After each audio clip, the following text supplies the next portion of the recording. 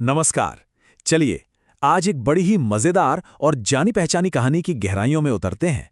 ये कहानी है एक ज्ञानी पंडित और एक नटखट बंदर की। हम देखेंगे कि कैसे चतुराई, अहंकार और असली ज्ञान के बीच एक दिलचस्प मुकाबला होता है। तो आइए शुरू करते हैं इस कहानी का विश्लेषण। अब देखिए, कोई भी कहानी हो, मजा तो उसके किरदारों से ही आता है ना। इस कहानी में हमारे पास दो मुख्य खिलाड़ी हैं जिनकी दिमागी टक्कर ही इस कहानी की जान है। चलिए मिलते हैं इनसे। तो एक तरफ हैं हमारे पंडित जी, जिन्हें अपने ज्ञान पर कह सकते हैं थोड़ा ज्यादा ही घमंड है। और दूसरी तरफ है एक शरारती लेकिन बहुत ही तेज दिमाग वाला बंदर। और हाँ, साथ में है गांव वाले, जो इस पूरे तमाशे के ऑडियंस हैं और हर मौके पर ठहाके लगाने के लिए तैयार।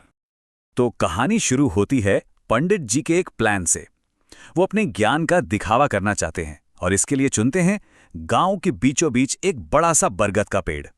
और बस यहीं से उनके घमंड की पहली परीक्षा भी शुरू हो जाती है। पंडित जी का इरादा बिल्कुल साफ था। सच्ची भक्ति से ज्यादा जरूरी था लोगों की वाहवाही लूटना। लेकिन उन्हें क्या पता था कि उनका यही घमंड उन पर कितना भारी पड़ने वाला है। पंडित जी तो अपने ज्ञान के दिखावे में डूबे हुए थे और तभी एंट्री होती है कहानी के दूसरे हीरो की, यानी हमारे स्मार्ट बंदर की। और आते ही उसने क्या किया? सीधा हाथ साफ किया पंडित जी के लड्डुओं पर। बस यहीं से शुरू होता है असली मुकाबला। अब भाई, अपने लड्डू चोरी होते देख पंडित जी का तो पारा चढ़ गया। उन्हें लगा कि अपने ज्ञान और धर्म की दुहाई देकर वो बंदर को चुप करा देंगे। तो उन्होंने गुस्से में ललकारा, अरे बदमाश, भगवान का प्रसाद खाने की तेरी हिम्मत कैसे हुई? उन्हें लगा बंदर शायद डर जाएगा, पर वो उसकी चतुराई से बिल्कुल अनजान थे। अब बारी थी बंदर की, और उसने पंडित जी के सवाल का जो जवाब दिया ना, उसने तो पूरी बाजी ही पलट दी। देखिए बंदर की होशियारी, उसने पंडित जी के ही तर्क को उन्हीं के खिलाफ इस्तेमाल कर लिया। ये जवाब इतना जबरदस्त था कि गांव वाले भी अपनी हंसी नहीं रोक पाए और पंडित जी का अहंकार पहली बार चकनाचूर हो गया। पहली ही बार में ऐसी हार, पंडित जी तो एकदम बौखला गए। उन्होंने बदला लेने की ठान ली और इस बार फैसला किया कि वो अपने ज्ञान को एक हथियार की तरह इस्तेमाल करेंगे। तो पंडित जी ने एक चाल चली। उन्होंने बंदर को केलों का लालच दिया, लेकिन झोले में केले नहीं बल्कि तीखी तीखी मिर्चें भरी हुई थीं। मतलब उनका ज्ञान अब वाकई बहुत तीखा हो चुका था। पंडित जी के इस ताने में उनका घमंड साफ झलक रहा था। उन्हें पूरा यकीन था कि इस बार उनकी चाल कामयाब होगी। वो बंदर को चिढ़ा रहे थे, पर उन्हें नहीं पता था कि ये मजाक उन्हीं पर उल्टा पड़ने वाला है। और अब आता है कहानी का क्लाइमैक्स।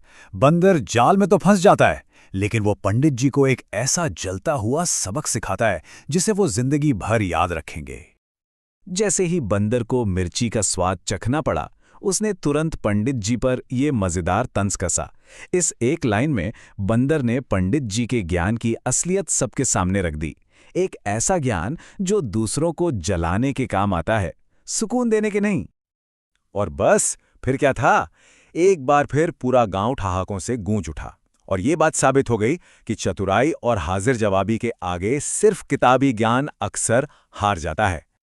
तो सवाल उठता है कि आखिर असली ज्ञान है क्या? ये कहानी हमें सिखाती है कि सच्चा ज्ञान सिर्फ दिखावे या रटी रटाई बातों में नहीं है। ये तो विनम्रता में है, चतुराई में है और दूसरों के चेहरे पर मुस्कान लाने की कला में है। आखिरकार पंडित जी को भी अपनी गलती का एहसास हो ही गया। उन्होंने माना कि असली ज्ञानी वो नहीं जो बड़ी बड़ी बातें करे, बल्कि वो है जो लोगों को हंसा सके और उनका दिल जीत ले। चलिए, इस कहानी से मिली मुख्य सीख को एक बार फिर से देखते हैं। पहली बात, घमंड हमारी अक्ल पर पर्दा डाल देता है। दूसरी, हाजिर जवाबी अक्सर रटे रटाए ज्ञान से ज्यादा शक्तिशाली होती है। तीसरी, सच्चा ज्ञान हमेशा विनम्रता से आता है। और आखिर में, हास्य एक बहुत गहरा शिक्षक हो सकता है। तो ये कहानी हमें एक दिलचस्प सवाल के साथ छोड़ जाती है। एक तरफ है किताबी ज्ञान और दूसरी तरफ है जीवन की समझ से पैदा हुआ हास्य। इन दोनों में से ज्यादा शक्तिशाली क्या है, इस पर विचार जरूर कीजिएगा।